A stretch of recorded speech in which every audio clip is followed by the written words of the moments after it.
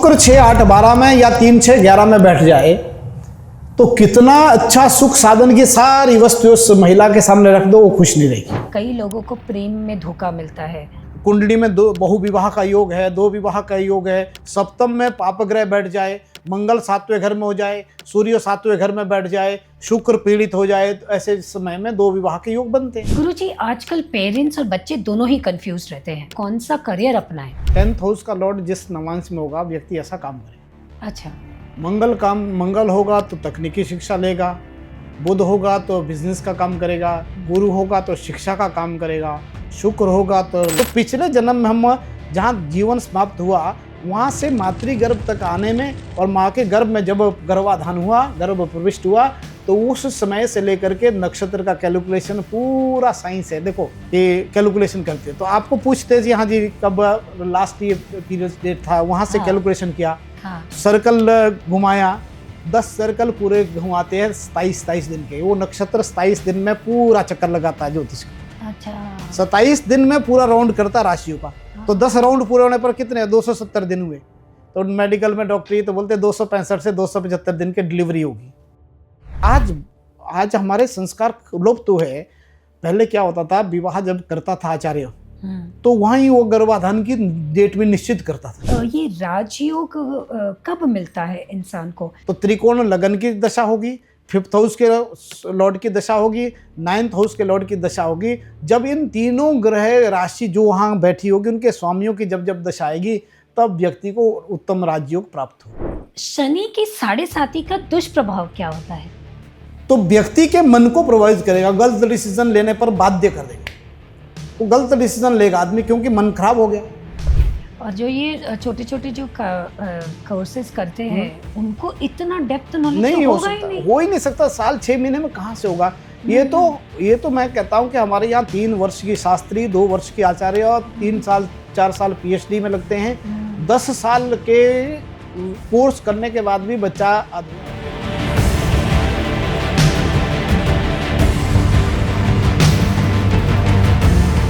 राम गुरुजी, आपका वाया वेदा में हार्दिक स्वागत है। आप जैसे महान शिक्षक आज आए हैं और इसके लिए मैं आपकी बहुत बहुत आभारी हूँ। बहुत बहुत धन्यवाद आपका। गुरुजी, ये बताइए कि ये ज्योतिष शास्त्र क्या है और इसका मानव जीवन पे कैसे प्रभाव पड़ता है? खाजर जी, बहुत अच्छा प्रश्न पूछा आपने। ज्योतिष शास्त्र की बात करें तो शास्त्र के ऋषियों को और ज्योतिष के जो देवता है ग्रहों के अधिराज भगवान सूर्य को हम स्मरण करते हैं। तब ज्योतिष की बात करें उन 18 ऋषियों को मेरा प्रणाम जिन्होंने ज्योतिष शास्त्र लिखा और भगवान सूर्य को एक श्लोक के माध्यम से हम स्मरण करते हैं। ध्येयः सदा सवित्री मंडल मध्यवर्ती नारायण सरसिजासन सन्निविष्टः केयूरवान् मकर कुंडलवान् करीटी हारी हिरण्मय वपोधृत शंख चक्र। भगवान सूर्य को प्रणाम करने के पश्चात मैं आपके उस प्रश्न पर आता हूँ वापिस। ज्योतिष शास्त्र क्या है और इसका मानव जीवन पर कैसे प्रभाव है, इसके लिए आचार्यों ने, हमारे ज्योतिष के 18 ऋषि जो प्रवर्तक माने जाते हैं, उन ऋषियों ने जो ग्रंथ में कहा उसको मैं आपके सामने सरल भाषा में प्रस्तुत करने की कोशिश करता हूँ। प्रत्यक्षम ज्योतिषम शास्त्रम चंद्रार्को यत्र साक्षिणो। ज्योतिष शास्त्र ऐसा प्रत्यक्ष शास्त्र है, सूर्य और चंद्रमा जिसके स्वयं साक्षी है। शास्त्र कहता है अप्रत्यक्षाणि शास्त्राणि विवादस्तेषु केवलम प्रत्यक्षम ज्योतिषम शास्त्रम चंद्रार्को साक्षी यत्र साक्षिणो। अनेक शास्त्र है हमारे इस भारतीय संस्कृति में, भारतीय संस्कृत भाषा में, लेकिन उन शास्त्रों में अलग अलग बातें कही गई और कोई प्रमाणिकता और प्रत्यक्षता नहीं है। लेकिन ज्योतिष शास्त्र ऐसा प्रत्यक्ष शास्त्र है। प्रातःकालीन सूर्य 6:40 पर उदय हुआ तो 6:40 पर उदय होता है। आज अमावस्या तो अमावस्या दिखती है और आज सूर्य ग्रहण लगा तो अब सूर्य ग्रहण में दिखता है। तो जो सूर्य और चंद्रमा की प्रत्यक्षता को बताने वाला शास्त्र है वो ज्योतिष शास्त्र हुआ करता है। ज्योतिषम ग्रहाणाम बोधकम शास्त्रम। ग्रहों के बोध को जानने वाले शास्त्र को ज्योतिष शास्त्र कहते हैं। और एक ग्रह की गति, स्थिति और उनका मानव जीवन पर पड़ने वाला प्रभाव, इसको ज्योतिष शास्त्र ऋषियों ने कहा। मैं आपको एक सरल भाषा में अगर बता दूं कि मानव जीवन में ग्रहों का सीधा सीधा प्रभाव पड़ता है। यद्यपि जो गणितीय स्थिति है, आकाश की स्थिति है, वो तो प्रत्यक्ष है, उसमें तो कोई 2 और 2 4 होता है, जैसे ऐसा ही प्रत्यक्षता कि आज ग्रहण है तो ग्रहण है।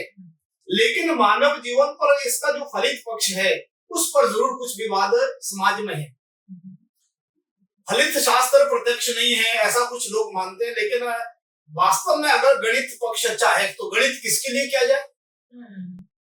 लोग कहते नहीं, हम सिद्धांत ज्योतिष को तो मानते हैं, गणित वाला पार्ट तो ठीक है, लेकिन फलित ठीक नहीं है। हाँ, बहुत से लोगों का कहना है। अगर फलित ठीक नहीं तो गणित किसके लिए ऋषियों ने किया?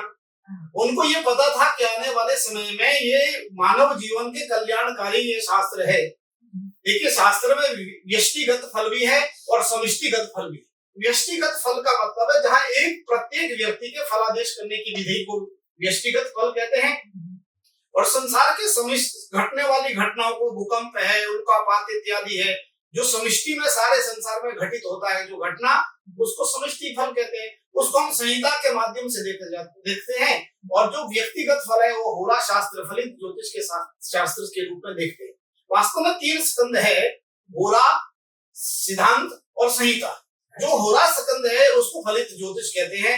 सिद्धांत स्कंद को, जो हम गणित की रीति से करते हैं, उसको सिद्धांत कहते हैं। जो संसार में घटने वाली उल्कापात, भूकंप इत्यादि घटनाएं, उसको संहिता के द्वारा देखा जाए। और आपके शिष्य ने तो कोरोना के टाइम का भी कर दिया था। काफी काम हुआ, कोरोना पर काम हुआ। एक मेरे आचार्य मनमोहन है, मेरा शिष्य है, पीएचडी किया मेरे पास, उसने कोरोना पर काफी शोध पत्र लिखे और 1-2 टीवी चैनलों के साथ भी हमारा इंटरव्यू हुआ, साक्षात्कार हुआ, मैं भी उसमें था। तो जो ग्रह का कारण था कोरोना में, वो प्रत्यक्ष हमें बाद में देखने को मिला कि उसी कारण से कोरोना बीमारी आई। तो ये सब देखा जा सकता है। मानव जीवन पर कैसे इसका प्रभाव पड़ता है, ये तो बहुत सरल बात है। मैं आपको बताऊं ना, ये जो प्रकृति है, ये संसार है, ये 5 ग्रहों पर राशि, 5 तारा ग्रह बोलते हैं, मंगल से लेकर शनि तक। मंगल हमारी कुंडली में जो मंगल ग्रह है वो प्रतिनिधि है किसका? अग्नि तत्व। बुध पृथ्वी तत्व है, गुरु आकाश तत्व है, शुक्र जल तत्व है, शनि वायु तत्व है। तो ये 5 एलिमेंट्स जो है, इन 5 तत्वों से शरीर बना। तो शरीर में ग्रह का प्रभाव है नहीं। अग्नि तत्व अगर ज्यादा है तो मंगल का प्रभाव पड़ रहा है। बुध तत्व किसी का खराब है तो व्यक्ति चलते चलते गिर जाता, तो इसका मतलब उसका बुध खराब है। और शुक्र किसी को सुनने की समस्या होती है, बच्चा होता है, देखिए शिक्षा हम पढ़ाते हैं जब, तो एक साथ कक्षा में 20 विद्यार्थी है, तो उसमें से 2-4 विद्यार्थी प्रथम बार समझाने पर समझ जाते हैं, और एक आधा व्यक्ति ऐसा होता है जिसको 10 बार बताने पर भी वो समझता नहीं है। उसको कमी क्या है? पढ़ाने वाला तो एक ही व्यक्ति है, पढ़ने वाले अलग अलग होने के कारण उसका गुरु तत्व कमजोर है। तो गुरु आकाश है, तत्व है, वो शब्दमयी है, शब्द को समझने की प्रकृति गुरु के पास है। शुक्र जल तत्व, शरीर में जितना जल है वो शुक्र है, और शनि जो वायु तत्व है। तो इन 5 तत्वों से शरीर बना, तो जो 5 ग्रह है उसका शरीर में सीधा समावेश हुआ। इसका मतलब मानव जीवन के साथ सीधा ग्रह का संबंध हुआ करता है। और सूर्य और चंद्रमा 2 आंतरिक ग्रह है, वो अंदर है। सूर्य आत्मा है, चंद्रमा मन है। इसलिए चंद्रमा के साथ सीधा मनुष्य का मन का संबंध है। वेद ने भी कहा चंद्रमा मनसो जाता। चंद्रमा का मन के साथ संबंध होने के कारण चंद्रमा हमारे शरीर में मन के रूप में काम करता है।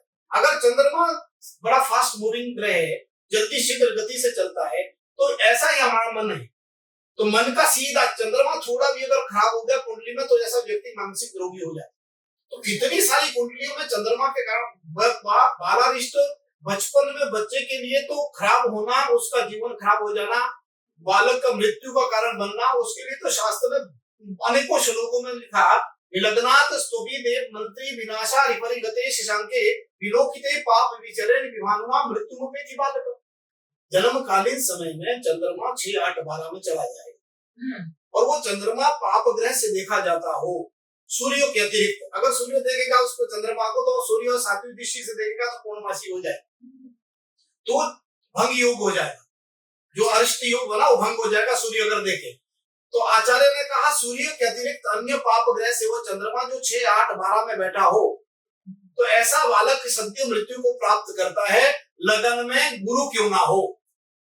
क्योंकि बृहस्पति का लगन में कहा कि एक बृहस्पति अगर केंद्र में बैठ जाए, किम कुर्वन्ति ग्रह सर्वे यस्य केंद्रे बृहस्पति, बृहस्पति का केंद्र में बैठ जाना, लगन में बैठ जाना, वो अनेक प्रकार के अरिष्टों को खत्म कर देता है। एक पंक्ति तो इतनी सुंदर कही कि बृहस्पति केंद्र में बैठने पर, लगन में बैठने पर अनेक अरिष्टों के संचय को एकदम समाप्त कर देता है। जैसे एक बार भक्ति पूर्वक भगवान शंकर को किया गया प्रणाम, अनेक पापों का ध्वस्त कर देता है, अनेक पापों को जला देता है। भगवान शंकर के भाव में, भक्ति में इतना शक्ति हुआ करती है। ठीक गुरु में भी वही शक्ति हुआ करती है, गुरु के केंद्र में बैठने से। लेकिन ये तो चंद्रमा 6, 8, 12 में बैठ गया, और वो चंद्रमा पाप ग्रह से देखा जाए तो गुरु केंद्र में बैठ करके उसको बचा नहीं सकता, उस बच्चे को। और मैं काजल जी सच बताऊं आपको, मैंने अपने जीवन में पिछले इतने वर्षों से, जब मैं यहाँ अध्ययन अध्यापन में रहा, 32 वर्ष मुझे इस संस्था में हो गए, तो इस कार्यकाल में बहुत सारे लोगों की, बच्चों की जन्म पत्रिका देखी, तो ऐसी घटना कई हुई कि जो हमें पहले देखी कि बच्चा नहीं बचे। अच्छा। और ऐसा घटना हुई। हाँ, कुछ ऐसा भी देखा कि चंद्रमा 6, 8, 12 में है और पाप ग्रह भी देख रहे हैं, फिर भी बच्चा बच गया। तो उसमें फिर हमने, उसमें क्या साइंस हुआ गुरुजी? हाँ, उसमें बहुत अच्छा बात पूछी आपने। उसमें वास्तव में क्या है काजल जी, उसमें अरिष्ट भंग हो गया। वो अरिष्ट भंग के अलग श्लोक बताए फिर आचार्य ने कि अरिष्ट तो बन गया, तो लेकिन अरिष्ट से बचने का कोई उपाय है?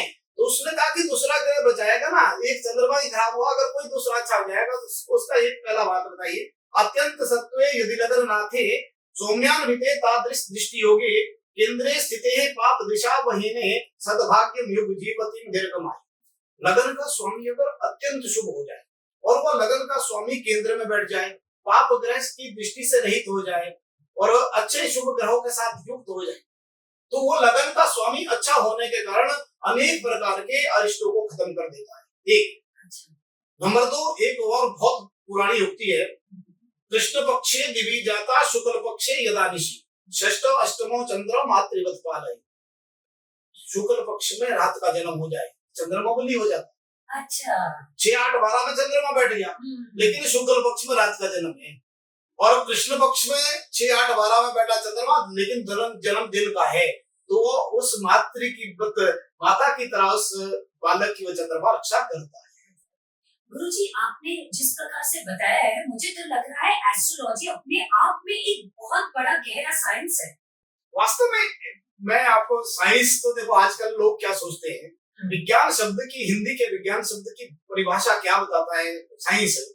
वो सोचता कि जो लैब में टेस्ट होता है वही साइंस, जिसको लेबोरेटरी में चेक किया जाए। लेकिन विज्ञान शब्द का अर्थ हमारे शब्दों में, हम क्योंकि संस्कृत पढ़े हैं, तो विशिष्ट ज्ञान जहां पर है वो विज्ञान। विज्ञान का मतलब लैब में टेस्ट करने वाला ही शास्त्र विज्ञान है, क्योंकि इसमें विशिष्ट ज्ञान है और ये शास्त्र है। तो शास्त्र के बारे में तो भगवान कृष्ण कहते हैं गीता में, तस्माद शास्त्रम प्रमाणम ते कार्य अकार्य व्यवस्थितो ज्ञात्वा शास्त्र विधान मुक्तः कर्म कर्तुमिहार्हसि। अर्जुन को भगवान कह रहे हैं 16वें अध्याय का 24वां श्लोक है ये, कि जो शास्त्र के विधान के अनुसार काम करता है, वो उसका ये सारा शास्त्र के अनुसार ही जीवन दिया जाता है। सरल भाषा में आपको बताऊं मैं, तो जैसे संविधान से देश चलता है, ऐसे शास्त्र से जीवन चलता है। मानव के जीवन के कल्याण के लिए ऋषियों ने शास्त्रों की रचना की, और ठीक देश के संविधान को अम्बेडकर जी ने, डॉक्टर अम्बेडकर ने बना करके क्या किया कि देश अच्छी तरह से चले, इसलिए संविधान के अनुसार काम करे। हमारे ऋषियों ने भी ऐसे आदि युग में शास्त्र का निर्माण किया कि शास्त्र सम्मत आदमी काम करेगा तो उसका जीवन सफल रहेगा। आज क्या हो रहा है, हमने शास्त्र का परित्याग किया, चाहे ज्योतिष में हो, चाहे अन्य किसी भी विधा में हो, तो हम वहाँ शास्त्र से हट करके बात कर रहे हैं। मैं वही बोल रही हूँ, आपने 32 साल से आप शिक्षक रहे हैं, लाखों बच्चों को आपने पढ़ाया है, इतना एस्ट्रोलॉजी का आपको गहरा ज्ञान है। तो गुरुजी, आप मुझे ये बताइए, जो ये लाखों यूनिवर्सिटीज हमारे भारत में पनप रही है, जो ये इतने शॉर्ट टर्म कोर्सेज बता रही है, तो ये बाकी एस्ट्रोलॉजर्स बना रही है हमारे समाज के लिए।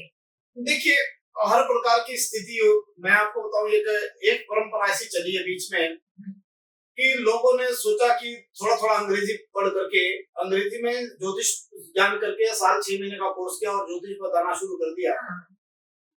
देखिए ये तो पक्की बात है कि अनुभव से वो ज्योतिषी बन सकता है, इसमें मैं किसी के ऊपर कटाक्षेप नहीं करूंगा, उसका निजी जीवन है वो करे। मेरा कहने का मतलब जब तक शास्त्र का अध्ययन नहीं होगा, क्योंकि मूलतः संस्कृत में जो शास्त्र लिखे गए हैं, ज्योतिष का मूल तत्व है संस्कृत में छुपा हुआ। अगर संस्कृत परंपरा से उसने अध्ययन अध्यापन नहीं किया तो उसका कहीं ना कहीं ज्योतिष अधूरा है। तो उस ऐसे व्यक्ति के पास अब समाज तो जानता नहीं है ना, समाज तो सोचता है कि जो मंदिर में पुजारी है वो भी ज्योतिष जानता है। सही बात है। समाज इससे अनभिज्ञ है और समाज अनभिज्ञ होने के कारण उसका दुरुपयोग भी हो रहा है। समाज अगर शिक्षित हो जाए, वो असली और नकली की पहचान कर ले तो शायद बचा जा सकता है। ये भी नहीं कह सकते कि यूनिवर्सिटी में पढ़ाने वाला ही प्रोफेसर असली हो सकता है। ज्ञान परंपरा से पिताजी से सीख करके भी ज्योतिष के बहुत सारे ऐसे आदि युग से पैसे चलता रहा। हमारे यहाँ अब विश्वविद्यालय की परंपरा तो अब शुरू हुई है और खास करके संस्कृत के क्षेत्र में तो बहुत ही कम स्थिति ऐसी थी। पिछले 75 आजादी के इन 75 वर्षों में संस्कृत के साथ अनदेखी हुई। कुछ संस्कृत के लिए काम हुआ, लेकिन जैसा होना चाहिए था ऐसा नहीं हुआ। लेकिन पिछले 5-10 वर्षों से कुछ काम अच्छा बड़ा है। पहली बारी देश में 3 केंद्रीय संस्कृत विश्वविद्यालय बने, सेंट्रल संस्कृत यूनिवर्सिटियां बनी है और उन संस्कृत यूनिवर्सिटियों में अच्छा काम पहले भी होता था, अब और थोड़ा सा बेहतर होने लगा है। और इसमें तो हमारे पास श्री लाल बहादुर शास्त्री संस्कृत विश्वविद्यालय में तो एक ज्योतिष का डिपार्टमेंट बहुत वर्षों से, मेरे ख्याल से मैं अगर पीछे जाऊं तो 1965-66 से ये यहाँ डिपार्टमेंट चल रहा है। अच्छा, इतना पुराना तब से लेकर मेरे गुरुदेव जो आदरणीय स्वधाम धन्य प्रोफेसर सुखदेव चतुर्वेदी जी यहाँ 1968 में आए थे। 1968 से लेकर के 2006 तक वो यहाँ इस विश्वविद्यालय की रीढ़ की तरह उन्होंने ज्योतिष डिपार्टमेंट को सींचा और हम सब उनके शिष्य के रूप में हमें अध्ययन करने का उनके साथ मौका मिला। और भगवान की कृपा ये हो कि उन्हें की कार्यकाल में हम अध्यापन भी करना प्रारंभ कर चुके थे। तो मेरा कहने का मतलब है कि ऐसे विशिष्ट विद्वानों के संग में रह करके जो ज्योतिष पढ़ा जा सकता है, तब ये देखिए हम तो ज्योतिष अभी भी नहीं जानते। 37 वर्ष मैंने पढ़ना पढ़ाना दोनों काम, 26-27 वर्ष डायरेक्ट टीचिंग में हो गए और 10 वर्ष मैंने अध्ययन भी किया। तो अगर मैं कुल मिलाकर के पिछले 37 वर्षों में कहूँ कि मुझे ज्योतिष आता, तो मैं कादिर जी भी ज्योतिष का विद्यार्थी, मुझे ज्योतिष आता नहीं। अभी ज्योतिष है, ये ज्योतिष करने की कोशिश करते हैं, लेकिन ज्योतिष में पार पाना ये सरल नहीं है। तो ये फिर 6 महीना, 1 महीना, 1 दिन के कोर्स तो कुछ मुझे लगता है मायने ही नहीं रखते। नहीं होगा।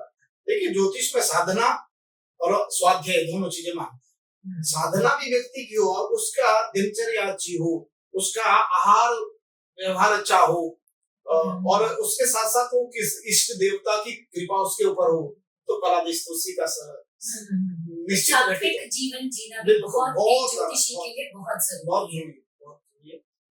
गुरुजी ये समझाइए कि ये जन्म कुंडली क्या होती है और किसी भी व्यक्ति के जीवन में उसका जन्म स्थान और जन्म समय का क्या प्रभाव पड़ता है?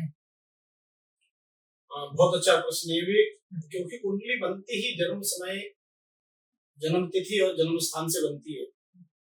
तारीख का जो तो हमें अंग्रेजी तारीख ले या पहले हिंदी प्रविष्टा चलते थे उसके भी चलते थे, लेकिन तिथि से सीधा संबंध है कि हम काल की गणना करने जा रहे हैं तो हमें काल चाहिए, समय चाहिए।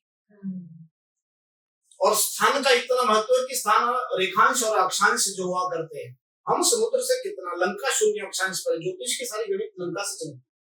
हम लंका से कितना, जैसे हमारे भारत देश की कल्पना की गई कन्याकुमारी से कश्मीर तक। अच्छा, लंका मतलब श्रीलंका की बात कर रहे हैं। लंका आज उस वक्त भी लंका को ही खमद्य कहा गया था, बिल्कुल 0 अक्षांश पर है। अच्छा, खमद्य बीच ख कहते हैं आकाश को, आकाश के मध्य भाग में 0 अक्षांश पर है और लंका से ही उत्तर, पूर्व, पश्चिम और दक्षिण चारों तरफ पूरा विश्व है। तो भारत लंका के उत्तर में है। अच्छा, इसलिए कन्याकुमारी से कश्मीर तक भारत की कल्पना की गई। तो हम जब कन्याकुमारी का अक्षांश देखते हैं, जिसको लैटिट्यूड कहते हैं, तो वहां का अक्षांश लगभग 7-8 डिग्री है। अच्छा, और हम कश्मीर का अक्षांश देखते हैं तो 32 डिग्री। तो 7-8 डिग्री से लेकर के 31-32 डिग्री तक सीधा दक्षिण से उत्तर की तरफ भारतीय अक्षांश है। अच्छा, तो उस लैटिट्यूड पर ही सारे शहर बसे हुए हैं। इसलिए जब हम स्थान का मान लिखते हैं कि स्थान का चयन करते हैं तो लॉन्गिट्यूड और लैटिट्यूड, जैसे उत्तर से दक्षिण से उत्तर की तरफ है, ऐसी तरह रेखांश है पूर्व से पश्चिम को है। मिर्जापुर से हम भारतीय घड़ी का हम जो 82.82 डिग्री पर भारतीय घड़ी टाइम 5:30 बजे का जो होता है वो मानक समय मिर्जापुर का है। तो वहां से हम पश्चिम में है या पूर्व में है, जो देश पश्चिम में है वो ऋण हो जाएगा, अक्षांश उसका माइनस हो जाएगा, रेखांश जो पूर्व में है वो प्लस हो जाएगा। तो हम 82.5 से अगर दिल्ली को देखा जाए तो दिल्ली 77:12 पर है, 77:12 पर रेखांश है, तो वो 5 मिनट और 18 सेकंड हम पीछे है। तो उसको 4 से गुणा करने पर उतना डिफरेंस ये लोकल घड़ी में आ जाएगा। तो 4 से गुणा करेंगे तो 5 चौक 20, 18 चौके 72, 72 का 1 मिनट और इधर आ गया, तो 21 मिनट 12 सेकंड है हमारी घड़ी में और दिल्ली का लोकल टाइम है। अगर इस वक्त 12 बजे है तो दिल्ली का जो लोकल टाइम है वो 11:39। ये दिल्ली का लोकल टाइम हमारे पास है। क्यों स्टैंडर्ड टाइम में है 12 बजे? क्योंकि स्टैंडर्ड टाइम पूरे भारतवर्ष का एक हुआ करता है, ताकि हम ऑफिस ठीक टाइम में परीक्षाएं करा सके, ऑफिस चल सके। ये भारतीय घड़ी मानक घड़ी का समय है, लेकिन अलग अलग स्थानों का समय अलग अलग हुआ करता है, वो रेखांश पर निर्भर है। अच्छा, तो इसका रेखांश और अक्षांश का जो संबंध है वो जन्म से है, इसलिए हम कितनी दूरी पर जन्म हुआ बच्चे का वो निकालते, इसलिए स्थान का महत्व हुआ। इसीलिए सारे एस्ट्रोलॉजर्स पहले क्वेश्चन यही होता है कि आपका जन्म स्थान क्या है और आपका जन्म समय क्या है। इसलिए ये होता है। और बाकी तो देखिए जन्म तारीख और समय तो अब ये भी पता लगेगा कि समय का क्या रोल है। डेट से हम पता लग गया, समय से भी है। जैसे आजकल सूर्य कुंभ राशि में चल रहा है, ये प्रत्येक जो ज्योतिषी है उसको पता है सूर्य 12 महीनों में 12 राशियों में संक्रमण करता है, तो उसको संक्रांति कहते हैं। जैसे 12-13 फरवरी से लेकर के 12-13 मार्च तक कभी सूर्य कुंभ राशि में और 13 मार्च को संक्रांति में मीन राशि में प्रविष्ट हो जाएंगे। तो ये देखिए कितना ध्रुव सत्य ज्योतिष है। प्रातःकालीन हुए लगन इष्ट हमारे इष्ट में है, हमारे पूर्व भाग में क्षितिज के पूर्व भाग कहते हैं। क्षितिज कहते हैं जहाँ आकाश और धरती का मेल होने की संभावना दिखती है, उसको क्षितिज कहते हैं। वहां जो प्रातःकालीन या जन्म के समय जो राशि हुआ है वो उसका लगन होता है। अच्छा, तो हमारा इष्ट दिशा में कौन सा लगन है, इस लगन की जानकारी हमें कैसे मिलेगी? उस समय से मिलेगी। मान लीजिए 11:40 पर जन्म हुआ बच्चे का, तो 11:40 पर इष्ट में कौन सी राशि थी वो उस जन्म समय से कैलकुलेशन निकलेगी, तो वो लगन लग जाएगा बच्चे। और प्रत्येक लगन लगभग अनुमान मध्य मान अगर माना तो 2 घंटे का होता है। तो इस तरह से 12 घंटे में 24 घंटे में 2-2 घंटे के हिसाब से 12 लगन होते हैं। और देखिए कैसा केवल मात्र काजल जी अगर सूर्य से देखा जाएगा, आप चार्ट दे दो और हम सूर्य से टाइम निकालते हैं कि सूर्य कुंडली में कहाँ है। अगर सूर्य लगन में है तो प्रातःकाल का जन्म है, सूर्य दशम भाव में तो मध्याह्न का जन्म है, सूर्य सप्तम भाव में है तो सायंकालीन संध्या का जन्म है, सूर्य चतुर्थ भाव में है तो मध्य रात्रि का जन्म है। और बीच में सूर्य को देख करके हमें केवल मात्र एक जन्म कुंडली में सूर्य से समय का पता लगता है। अच्छा, कितनी बड़ी साइंस है, कितनी गहरी साइंस है। और आज हम इतने बड़े शिक्षक से ये समझ पा रहे हैं, ये हमारा बहुत बड़ा सौभाग्य है। लोग एस्ट्रोलॉजी को एक फन वे में ले रहे हैं आजकल, लेकिन जिस प्रकार से डॉक्टर, वकील और MBA इंजीनियर्स हमारे देश से निकलते हैं, उसी प्रकार से एक गहरी शिक्षा लेके, ज्ञान लेके, बहुत संघर्ष करके हमारे एस्ट्रोलॉजर्स बनते हैं, गुरुकुलों में शिक्षा लेते हैं, अपनी गुरु सेवा में, गुरु के सानिध्य में ये बनते हैं। तो बहुत इम्पोर्टेंट है कि हमारा समाज रियल एस्ट्रोलॉजर्स को समझे, कौन है, उन्हें पहचाने और उनसे मार्गदर्शन ले, ताकि उनके जीवन की जितनी कठिनाइयां हैं, जितनी प्रॉब्लम्स है, उसका सही सलूशन पा सके। क्योंकि हमारे वेद और हमारे शास्त्रों में मैं गलत तो नहीं कह रही गुरुजी, सारे प्रॉब्लम्स का कहीं ना कहीं कई हद तक सलूशन दिया गया है। देखिए अगर समस्या तो समाधान है, और ज्योतिष में समाधान के लिए बहुत सारी बातें मिलती है। और हर ग्रह के समाधान की जब बात करता है, उपाय पक्ष में जब हम जाते हैं तो शास्त्र ने 5 प्रकार के उपाय बताए। पहले कहा कि मंत्र करिए, उस ग्रहों के मंत्र दिए गए वेद में। वेद में वैदिक मंत्र है, लौकिक मंत्र है, शास्त्र विधि से अलग अलग मंत्र हुआ करते हैं। तो उन सब की जब हम बात करते हैं तो सब मंत्रों के द्वारा ग्रह चिकित्सा की जा सकती है। तो सबसे प्रभावशाली जो उपाय है वो मंत्र है।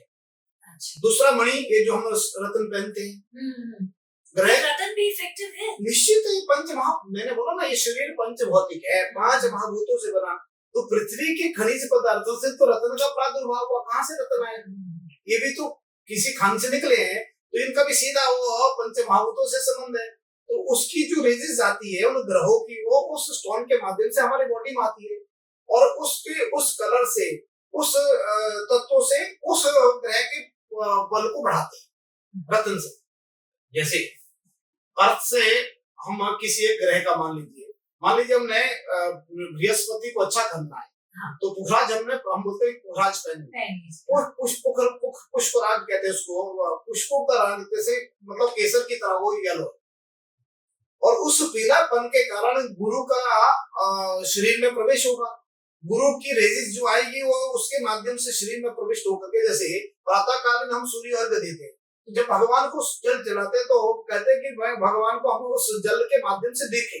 जो जल ऊंचा हाथ करके नीचे गिराया, उस पानी की धार से सूर्य को देखना चाहिए, और उसकी भगवान सूर्य की जो रश्मियां हमारे नेत्र में आती है उससे जो नेत्र ज्योति अच्छी होती है। अच्छा। तो जब भगवान सूर्य के प्रकाश से नेत्र ज्योति अच्छी होती है तो रत्नों के प्रभाव से भी शरीर में वो ग्रह का तत्व बढ़ जाता है और ग्रह ठीक हो जाता है। अच्छा। तीसरा उपाय है हमारे यहाँ दान। खास करके जब हम जन्मदिन की बात करते हैं, जन्मदिन पूजा करते हैं, तो उसमें नव ग्रह के दान का बड़ा महत्व होता है। एक एक ग्रह के लिए क्या क्या दान किया जाए, उस दान वस्तु को अन्न के रूप में, रत्न के रूप में, वस्त्र के रूप में, तरल पदार्थ के रूप में। चंद्रमा के लिए जैसे मैं आपको अन्न दान करना, चंद्रमा का तो चावल, चंद्रमा का वस्त्र दान करना तो श्वेत वस्त्र है, चंद्रमा का अगर तरल पदार्थ दान करना तो दुग्ध है, चंद्रमा का अगर धातु दान करनी है तो चांदी है।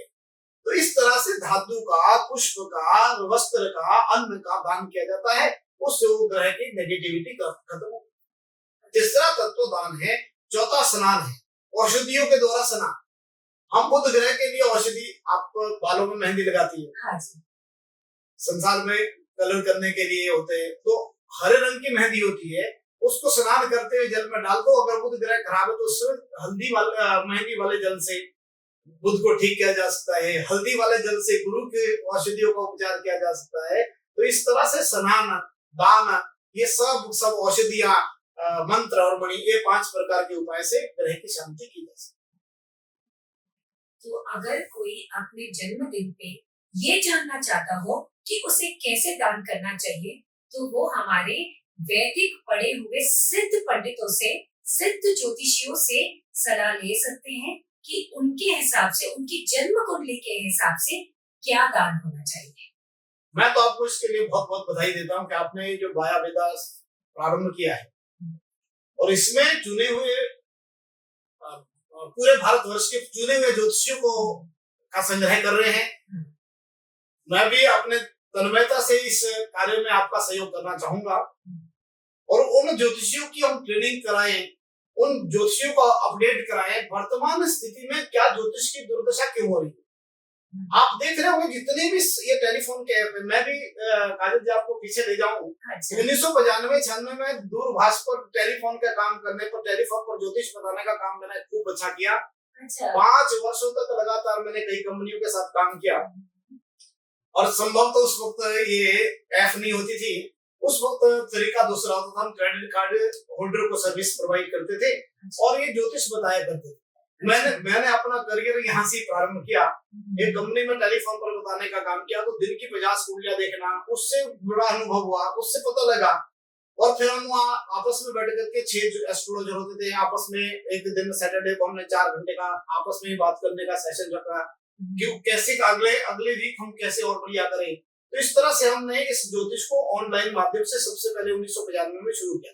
अच्छा। तो ये इतना पुराना 30 वर्ष पहले की मैं आपसे बात कर रहा हूँ, तब भी हम ज्योतिष टेलीफोन पर बताते थे। तो आज भी वो ये सिस्टम थोड़ा बदला है। अगर आप अच्छे ज्योतिषी होंगे तो निश्चित ही संस्था का नाम भी ऊंचा होता है। मैं देखता हूँ आजकल मेरे कुछ विद्यार्थी ऑनलाइन गपशप तो करते हैं लेकिन ज्योतिष की बात कम करते हैं। मैंने आकर के कई विद्यार्थियों को समझाया, आप इस फॉर्मेट पे जाते हो, यहाँ अच्छी बात कही है ना, लगा कोई शास्त्र पढ़ा हुआ व्यक्ति कर रहा है और ऐसे तो बतेरे मिलेंगे, अंग्रेजी बोलने वाले भी मिलेंगे और ज्योतिष की बात करने वाले भी मिलेंगे, लेकिन वो जैसे आपने पहले कहा कि साल 6 महीने का कोर्स करके निकले हैं तो वो बताएंगे उतना ही बताएंगे जितना उनको पता है। सही बात है गुरुजी।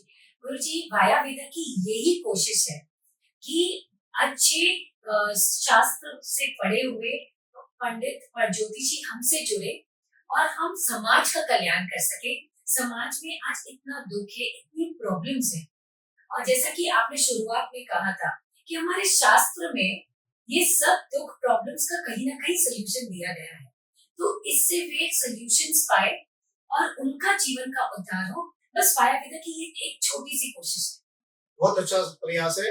मैं आपको बताऊं, मानव जीवन वैसे कुल मिलाकर के काबिल है क्या है, मनुष्य कभी भी सुख चाहता है, सुख चाहता ही नहीं, सुख के लिए बहुत प्रयास भी करता है, लेकिन संसार दुखालय है, इसमें दुखी है, इसमें कोई भी सुख पा नहीं सकता। सुख तो भगवान के चरणों में ही प्राप्त हो सकता है। तो एक तो शास्त्र मर्यादा के अनुसार अगर जीवन जिए और भगवत शरणागति को ग्रहण करें, तो ग्रह उपचार का सबसे बड़ा उपाय है भगवत शरणागति। मैं आपको बताऊं, कोई अगर मेरी बात सुनेगा तो मैं कहूंगा कि भक्ति करिए ना, ठीक है, उपाय के साथ साथ भगवान का नाम जप करिए। नाम जप में जो ताकत है वो और कहीं नहीं हो सकती। भगवान का स्मरण रखे, और हम क्या करते हैं, जब कष्ट होता है तो स्मरण आता है, और जब हम बड़े खुशी में होते तो बड़े उछलते हैं।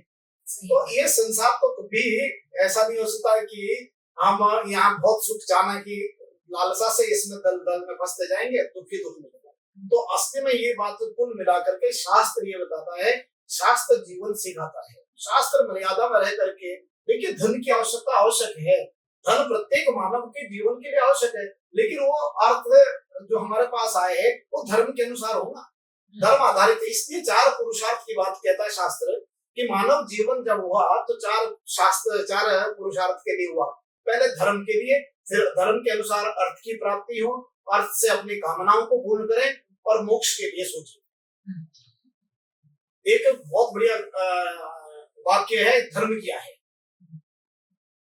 ये तो अभ्युदय निश्रेयस सिद्धि सधर्म।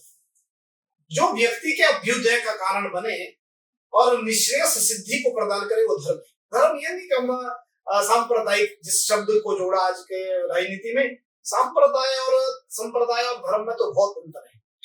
धर्म का असली लक्षण क्या है, जहां जो व्यक्ति का अभ्युदय करे, अर्थात संसारिक भी धर्म हुआ करता है, संसार को चलाने के लिए भी व्यक्ति का अभ्युदय हो, और वो अभ्युदय कैसे हो, सांसारिक परिप्रेक्ष्य।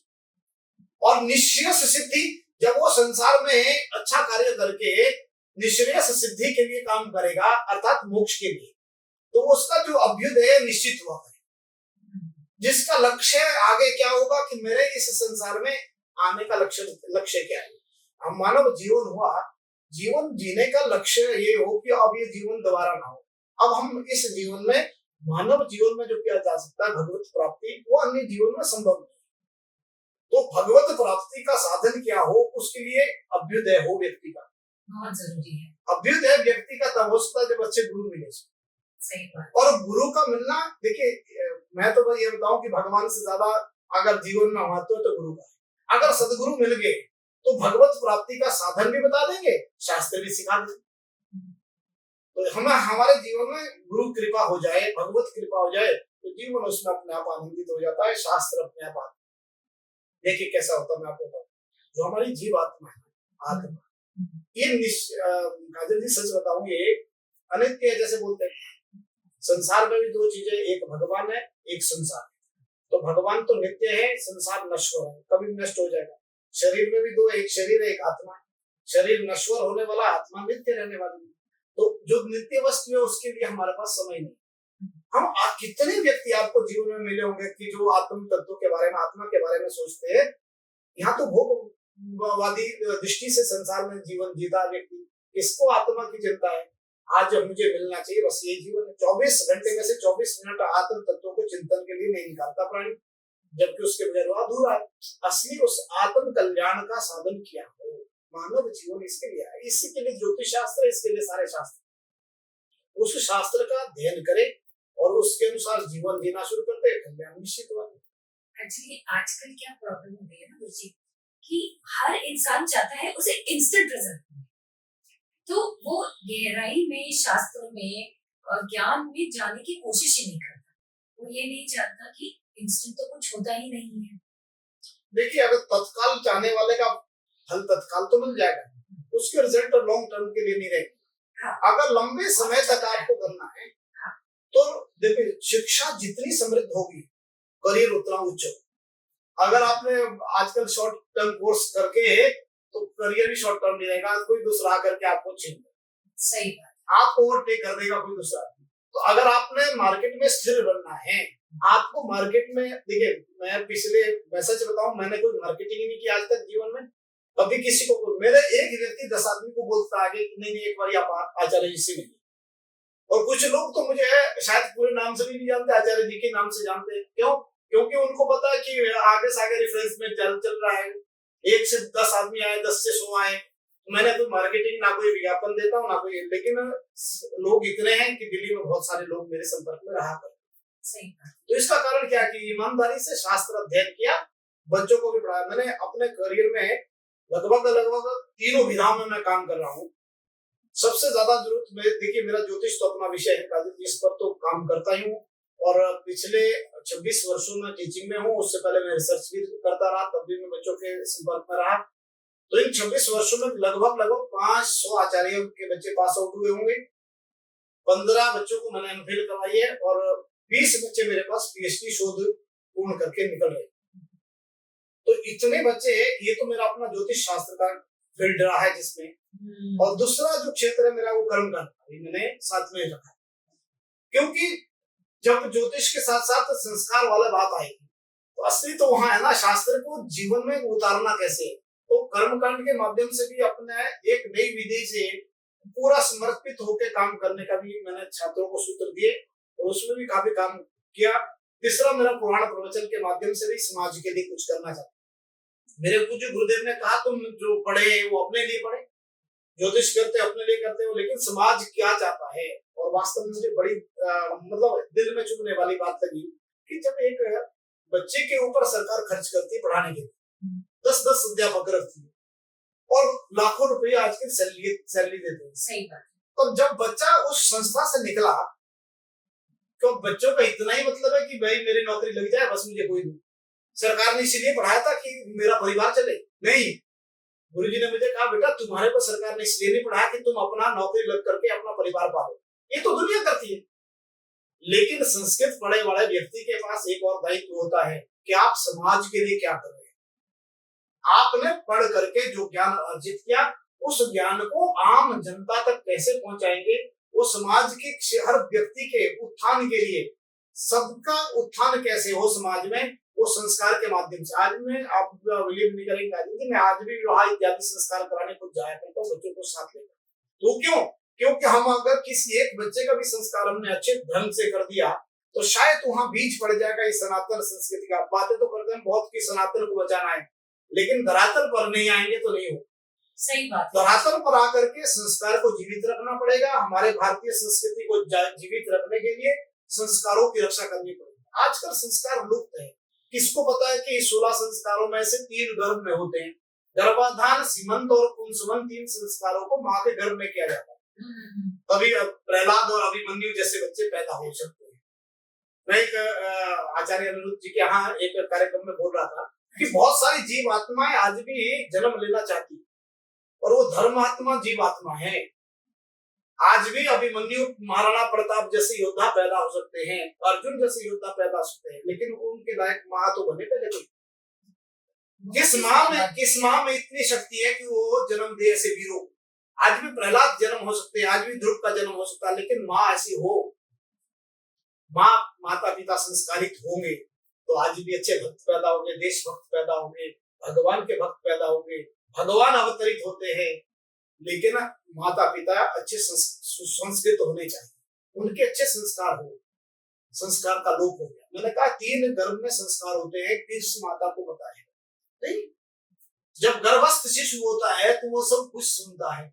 जब वो सब कुछ माँ के द्वारा खाए गए भोजन को करता है, तो क्या माँ के किए गए कर्मों के अनुसार ही वो काम करेगा? नहीं करेगा। सही बात। छठे महीने से उसको सारा विवेक आ जाता है, वो सारा सुनता है, देखता है, करता है अंदर वो प्रक्रिया जो माँ करती है। क्या माँ को धार्मिक होना नहीं चाहिए?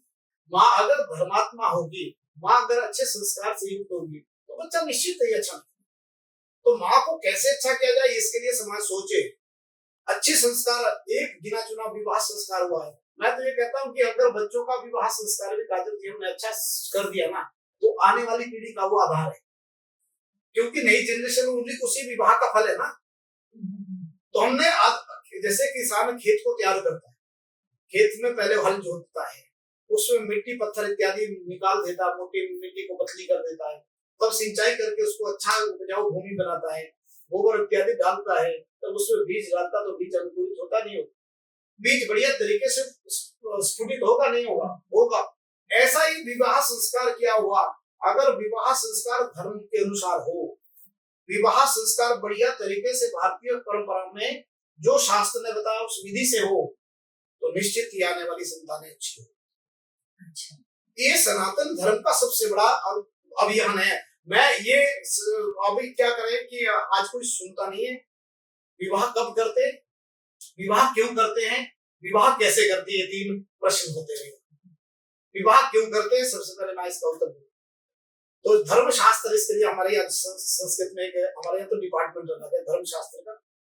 तो धर्म शास्त्र ने कहा विवाह क्यों करें, तो उन्होंने कहा कि विवाह इसलिए करें क्योंकि हमारे पास जीन जिसको कहते हैं, हमारे पास पितरों का जो खून हमारे शरीर में है, वो जीन आगे कैसे ट्रांसफर हो। विवाह भोग के लिए नहीं बोला कि आनंद के लिए, मौज मस्ती के लिए विवाह नहीं होता भारतीय संस्कृति में।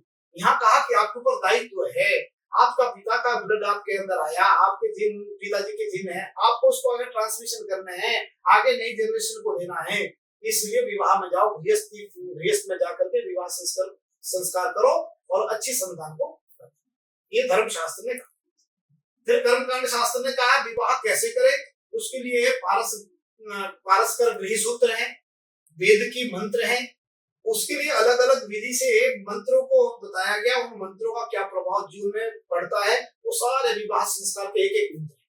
मुझे लगता है गुरुजी आपने जो विवाह की संस्कार की बात करी कि हमारे देश के इतने बड़े उद्योगपति मुकेश अंबानी जी, उन्होंने भी बड़ी विधिवत रूप में और बहुत शास्त्र के हिसाब से ये बहुत अच्छा प्रश्न किया। मैंने भी उस विवाह में खूब अच्छी तरह से नजदीकी से उसको देखा। वास्तव में जो बड़ा व्यक्ति होता है वो शास्त्र को जानता है। हाँ। वो बड़े अच्छे व्यक्तियों के संपर्क में रहते हैं। उन्होंने दोनों बहुत देखो, विवाह में बहुत अच्छी बात पूछी आपने। विवाह में 2 काम होते हैं, एक संस्कार है, एक उत्सव है। हाँ। जितना इम्पोर्टेंट विवाह संस्कार है, उत्सव भी उतना जरूरी है। उत्सव रिश्तेदारों के लिए, अतिथियों के लिए, उन्होंने उत्सव में कोई कमी रखी, पूरे देश के अतिथि उन्होंने बुलाए, उस उत्सव भी उन्होंने बढ़िया मनाया है और संस्कार भी उन्होंने बढ़िया कराया। इससे खुशी होती है कि हाँ, संस्कार ऐसे बचेंगे। मैं तीसरे शास्त्र की बात कह रहा था उसमें, तो ज्योतिष शास्त्र उसमें बहुत विवाह में बड़ा इंपॉर्टेंट रोल रखता है कि कब करें। ये जो कब है ना, ये असली का वो लगन है, किस लगन में करें, किस समय करें, और जो लगन का प्रभाव है वही मानव जीवन की पर है। देखो, हम तो कुंडली पर बात करने बैठे, तो जैसे जन्म कुंडली बनी, आपने जन्म समय, जन्म तिथि और स्थान से दी, ऐसे विवाह का भी समय और स्थान निश्चित किया। उस समय कौन सा लगन था आपका, जिस दिन विवाह हुआ होगा, वो आपकी सेकंड हॉरोस्कोप बनी। पहली हॉरोस्कोप तो माता पिता के घर की थी। अच्छा। उस दिन पति के घर की हॉरोस्कोप बनी, जिस दिन आपका विवाह पति के साथ हुआ। उस विवाह लड़के के साथ जब करते हैं तो कन्या का वो सेकंड हॉरोस्कोप हो जाता है। जब जन्म कुंडली से फलादेश निकलता है, तब उस कन्या के जीवन के एजुकेशन वगैरह के बारे में हम बताते हैं। आज विवाह संस्कार के उसके चरित्र, उसका धर्म, उसकी संतान, वो सारे विवाह लगन पर आधारित है। आगे का फलादेश उस कन्या का वहां से किया जा सकता है, ऐसा शास्त्र बताता है। तो इतनी सूक्ष्म से ये प्रत्येक विधान हम जब जाएंगे तो सारी बातें बहुत सूक्ष्म से कहेंगे। एक और गुरुजी मैं बात कहना चाहूंगी कि जब अंबानी जी की यहाँ पे शादी थी, तब वहां पर एकदम सात्विक भोजन रखा गया। वहां पे मदिरा पान, ड्रिंक्स वगैरह नहीं थे, नॉन वेजिटेरियन फूड नहीं था, बहुत चलो, है ना। तो आपको क्या लगता है वहां पे यज्ञ होता है, जब फेरे लेते हैं, तो आजकल ज्यादातर शादियों में उस पवित्र स्थान पर जहाँ पे फेरे लिए जाते हैं, यज्ञ होता है, ड्रिंक्स की प्रथा होती है और ये नॉन वेज खाना, तो आप क्या सलाह बहुत देना अच्छी बात है। चाहेंगे मेरे को समाज को? इस बात पर मेरे को एक गीता का श्लोक याद आया। हाँ जी। दातव्यमिति यद्दानं दीयते अनुपकारिणे देशे काले च पात्रे च तद्दानं सात्विकं समृतम्। भगवान कह रहे हैं अर्जुन को कि जो दान देने की दान 3 प्रकार का, सात्विक दान क्या है, राजसिक क्या है, तामसिक क्या है, तो हर चीज की 3-3 बातें कही भगवान ने। तो दान के सात्विक दान की बात है कि यद्यपि आज कन्यादान पर बड़ा वो प्रश्न चिन्ह है कि कन्या कोई दान की वस्तु है, वस्तु का दान किया जाता है सभी में, लेकिन शास्त्र कन्या संप्रदान कहता है, सम उपसर्ग लगाता है उस दान में भी। कोई वस्तु का दान नहीं है, वो जीवात्मा का दान है, वो साधारण भी नहीं है, वो बहुत 10 महादानों में सबसे श्रेष्ठ बताया। और दान करते हुए पिता के बारे में कहा कि 12 वरान 12 परान आत्मनं च, 12 पीढ़ियां पिछली 12 अगली और एक अपनी, 25 पीढ़ियों का उद्धार कर देता पिता जो कन्या का अपने हाथ से दान करता। ऐसा शास्त्र बताता है इतनी गहराई से। और उस दान के बारे में भगवान कहते हैं कि सात्विक दान अर्जुन हुआ है जिसमें 3 चीजें इंपॉर्टेंट। पहला कहा कि देशे अच्छे स्थान में, पात्रे लेने वाला योग्य हो, और काले अच्छे मुहूर्त। तो देश काल और पात्र का 3 का मुख्य उसमें बात करें। जब मैं देखता हूँ कहाँ ऐसा कौन सा संसार में ऐसा दान है जिसमें तीनों की चयन करते, कहीं नहीं। हम कोई दान दे रहे तो मंदिर में दे आओ ना, हमें चयन का पता नहीं है किस व्यक्ति को कौन सा दान देना चाहिए। लेकिन विवाह में तीनों चीजें हम कायदे फॉलो करते। कैसे? सबसे पहले योग्य वर को ढूंढा, पात्र का चयन क्या नहीं, या अपनी कन्या को किसी को भी दे देंगे, नहीं, बहुत सोच के देते हैं। योग्य वर को ढूंढा तो पात्र का चयन किया। फिर हमने अब अपने जो हमारे कुल परंपरा से जो आचार्य है उनके पास जाकर के काल का निर्णय किया, मुहूर्त देखा, और फिर हमने अच्छे स्थान का चयन किया, 5 स्टार में, बड़े गार्डन में, कहाँ हम शादी करेंगे। तो हमने तीनों चीजें का पूरा फॉलो किया ना, देश काल और पात्र का तीनों का चयन किया। भगवान भी कह रहे कि लेकिन हमने जब विवाह करने गए तो आप वाली बात आ गई, वहां हमने दारू भी परोसी और वहां नॉन वेज। तो जो सात्विकता थी हमने रखी थी, देश काल और पात्र तीनों का चयन करने में पूरी सात्विकता बरती और उसमें भोजन करा दिया हमने तामसिक, तो वो तो बिल्कुल हमने गुड़ गोबर कर। किसी काम का निरा हमारा इतना अच्छा चयन करने से संस्कार के दिन ये तामसिक चीजों का खिलाना अत्यंत वर्जित माना गया। खास करके कन्या पक्ष वालों को तो करना नहीं, वैसे तो दोनों, क्योंकि कन्यादान करने वाला व्रत करता है, वो इतनी पवित्रता से खुद रहता है और वो शराब परोसे। आप पिला रहे शराब और आप खुद रहे व्रती, आप खिला रहे मांस और खुद रहे व्रती, तो आपका व्रत का कहाँ फल होगा? क्योंकि आपने वहां अपवित्रता तो ला दी, जैसे आप कह रहे हैं। तो मेरा कहने का मतलब ये कि देखिए, पार्टी करिए, खाने पीने के लिए स्वतंत्रता है इस देश में, ऐसे किसी के ऊपर हम आक्षेप ना करें कि ये मत खाओ, वो आपकी मर्जी है। लेकिन संस्कार जिस दिन हो उस दिन उस संस्कार वाला दिन छोड़ दीजिए जिस दिन हमारे बच्चे का संस्कार होगा। मैं तो कहता हूँ आचार्य अच्छा हो जाए और समाज की माता ही अच्छी हो जाए तो ये सुधर सकती है। या माता कहे कि मेरे बच्चे का आज संस्कार है, मैं नहीं करने दूंगी अपने घर, और आचार्य कहे कि मैं तब विवाह कराऊंगा अगर यहाँ ये नहीं हो, तो निश्चित रुक जाएगा। लेकिन इन दोनों के फिर लड़ने की बात है कि हाँ ताकत हो जाएगी, ऐसी ताकत आ जाए कि नहीं हम ऐसा करें। मुझे ऐसा लग रहा है कि हमारा देश सनातन की तरफ बढ़ रहा है और सब में बहुत भाव है, भक्ति है, लेकिन शायद ये चीजें समझ नहीं आ रही थी लोगों को। लेकिन आप जैसे ज्ञानी आचार्य जब लोगों को समझाएंगे तो ये उनके दिमाग में भी ये बात बैठेगी और ये तरह की जो चीजें हो रही है शादी के दौरान, मदिरा पान, नॉन वेज, ये प्रथा भी कहीं ना कहीं रुकेगी। सर संस्कार के लिए तो वर्जित माना कि शास्त्र तो इसकी आज्ञा देता नहीं, तो और इसके लिए वो श्लोक आता है कि वो कहते हैं कि यह शास्त्र विद्धि मुत्सज्य वर्तते कामकारता नासा सिद्धि मापनोति ना सुखम ना परामगति। जो शास्त्र का उल्लंघन करता है, यह शास्त्र विद्धि मुत्सज्य, शास्त्र विधि का परित्याग करके जो व्यक्ति ऐसा काम करता है वो इस लोक और परलोक में दोनों जगह सुख नहीं पा सकता। देखो ना, संविधान का उल्लंघन करने से दंडित होगा, किसी ना किसी दिन उसके ऊपर समस्या आएगी। ऐसा ही शास्त्र का तत्काल तो सोचता है कि मुझे क्या फर्क पड़ा इससे, लेकिन उसका लंबे समय में उसका असर जीवन में पड़ता है। जिस संस्कार में किया गया, मैंने आपको बताया ना, अगर विवाह संस्कार हमने अच्छा किया तो परिणाम क्या आएगा? संतान। संतान अच्छी होगी। और जिस संतान को हम आप फिर वर्तमान माता पिता भूल जाते हैं और उसकी पढ़ाई अच्छी हो जाए, उसका करियर अच्छा बन जाए, अगर हमने विवाह के समय ये अच्छा कर दिया होता तो हमें इतनी ज्यादा टेंशन आगे ना होती। वो भक्त पैदा करके पेट से निकल सकता है, वो ज्ञानी बन करके पेट से निकल सकता है, अगर अंदर संस्कार अच्छा हो जाए उसमें से। अब माता पिता आज की, उसके बाद देखिए विवाह जब करते हैं तो 5-7 साल तक अभी हम बच्चे तो नहीं करेंगे, हमारी मर्जी थी। माता पिता थक जाते बोलते बोलते नहीं, और जब करने जाते तब होते नहीं है।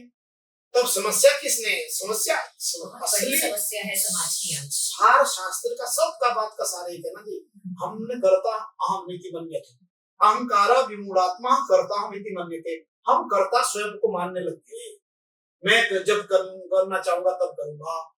करता हम नहीं है, करता ईश्वर हुआ करता है। हम तो सिर्फ एक निमित्त मात्र है। हमारा दायित्व है, माता पिता ने हमारे जन्म दिया, हमारे ऊपर दायित्व है, या तो गृहस्थ में मत प्रवेश हो।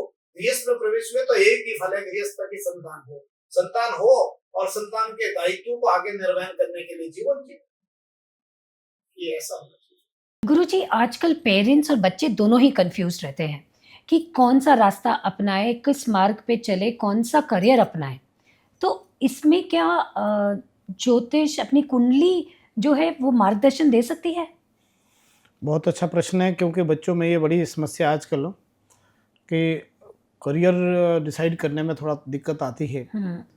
ज्योतिष तो बिल्कुल क्लियर कहता है कि दशमेश जिस नवांश में हो, 10th हाउस का लॉर्ड जिस नवांश में होगा, व्यक्ति ऐसा काम करेगा। अच्छा। मंगल होगा तो तकनीकी शिक्षा लेगा, बुध होगा तो बिजनेस का काम करेगा, गुरु होगा तो शिक्षा का काम करेगा, शुक्र होगा तो लग्जरी मेडिसिन है, लग्जरी है, इंटीरियर है, फैशन है, ये शुक्र के पास है। और शनि होगा तो प्रॉपर्टी, हार्डवेयर, इंजीनियरिंग या मैकेनिकल इंजीनियरिंग वगैरह में आता है। शनि वो काम देगा, लोहे से संबंधित है, ऑयल से संबंधित है, ये काम अलग अलग क्षेत्र के ग्रह के अनुसार किए जा सकते हैं। लेकिन बात ये कि जन्म कुंडली को सही देखने वाला व्यक्ति हो ना, तब तो करियर उस तरह होता है। मुझे तो अपने जीवन में बहुत सारे ऐसे लोग मिले कि उन्होंने मैकेनिकल इंजीनियरिंग की, लेकिन काम कर रहे कपड़ों का, एक्सपोर्ट का। हाँ। और कुछ व्यक्ति तैयारी करते हैं मेडिकल की, लेकिन बनते हैं टीचर। हाँ। पीएमटी की तैयारी की थी मेडिकल में जाने के लिए, डॉक्टर बनने के लिए, लेकिन नहीं हुए, बने टीचर। तो वो कुंडली के अनुसार अगर पेरेंट्स अच्छे ज्योतिषी से, अच्छे देवज्ञ से दिखाए तो हो सकता है, ये निश्चित है कि हाँ किया जा सकता है करियर का निर्णय। ज्योतिष कुंडली सही हो तो फलादेश पे उसका सटीक हो सकता है, ये मुश्किल नहीं है। और जो मार्गदर्शन चाहिए बच्चों को, और उनकी भी इतनी मेहनत बच्चे करते हैं पढ़ाई शिक्षा प्राप्त करने के लिए, इंजीनियर बनने के लिए, पर अगर ये उनका फील्ड ही नहीं रहे तो जो इतनी मेहनत करते हैं वो सब व्यर्थ जाती है। सबसे बड़ी बात इसमें मैं आपको एक बताऊं कि पहले शिक्षा का योग है कि नहीं है। असली में क्या होता है, शिक्षा का कुंडली में योग होता है। बच्चा पढ़ेगा नहीं पढ़ेगा ये तो कुंडली में ग्रह बताते हैं। मैंने कितने सारी कुंडलियों में ऐसा योग देखा। मैं अपनी कुंडली बताऊं तो मैं विपरीत परिस्थिति में अपने आप को मैंने पढ़ाई की। जब मैं 10वीं पास करके निकला तो मेरे पिताजी का अचानक निधन हो गया 3 दिन के अंदर अंदर। मैं उस वर्ष पढ़ नहीं पाया, कॉलेज नहीं जा सका 10th करने के बाद। ये 1985 की बात, 85-86 की बात कर रहा हूँ मैं। जब मैं अपनी कुंडली देखता हूँ वापस जा करके तो मेरी कुंडली में हायर एजुकेशन है, और लेकिन उस परिस्थिति में शिक्षा बंद होगी। एक वर्ष मैंने पढ़ाई छोड़ दी। अच्छा। दूसरे वर्ष मेरे कुंडली में बृहस्पति की दशा आई। बृहस्पति 5th हाउस के लॉर्ड को भी देख रहा है, 5वें घर को भी देख रहा है। शास्त्र कहता है, जब मैंने योग ढूंढा बाद में तो शास्त्र कहता है कि बृहस्पति का 5वें घर और 5वें घर के स्वामी से कोई संबंध बन गया तो विपरीत परिस्थिति में भी बच्चा पढ़ेगा। आप हैरान होंगे, मेरी कुंडली में गुरु की महादशा शुरू होने वाली थी 1987 से, और 1986 में जैसे कैसे येन केन प्रकार में शिमला कॉलेज पढ़ने आया, और वहाँ से जो पढ़ाई शुरू हुई 16 साल में मैं विश्वविद्यालय में PhD करके नौकरी ले ली उन 16 साल के बृहस्पति के उस महादशा में। तो कहाँ परिस्थिति ग्रामीण परिवेश से निकल करके, क्योंकि कुंडली का योग था। मैंने मेहनत, अगर व्यक्ति करे कि मैं तो बहुत परिश्रम किया हूँ, लेकिन परिश्रम भी तभी कर पाए जब कुंडली में योग था।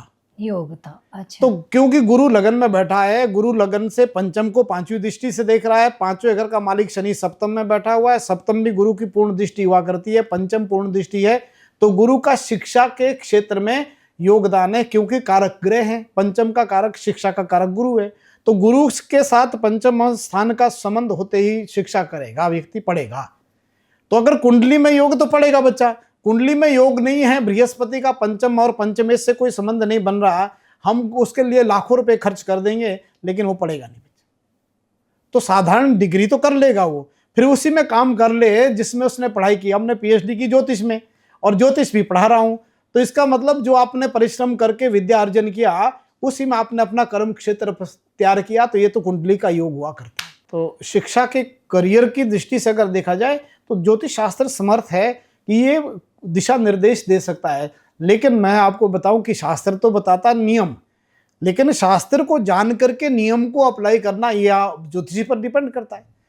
असली में क्या होता है, समाज बोलता है कि ज्योतिष ठीक नहीं होते जी, ये ज्योतिष शास्त्र कुछ नहीं है, ऐसा भी कहते हैं कि नहीं बहुत से भाग्य लोगों की मान्यता भाग्य है। भाग्य बोलने वाला शास्त्र पर टिके रहेंगे, भाग्य कर्म भी होता आदमी का, ये भाग्यवादी शास्त्र है लेकिन कर्मवादी भी है। ये भाग्य और कर्म दोनों 9 और 10वां घर है, एक सिक्के के दो पहलू है, उसको बदला नहीं जा सकता कि अगर भाग्य नहीं है कर्म बहुत अच्छा करते हैं। मैं तो अपने कर्म पर विश्वास करता हूं जी, कर्म नहीं अच्छा होगा तो सब कुछ हो जाता है। अगर पूर्वार्जित भाग्य है तो कर्म तभी कर सकता है व्यक्ति, अगर भाग्य नहीं है तो कर्म भी नहीं कर पाएगा। मैंने जैसे कहा था ना कि मैं पढ़ाई तब कर पाया क्योंकि मेरी कुंडली का योग था कि पढ़ना है।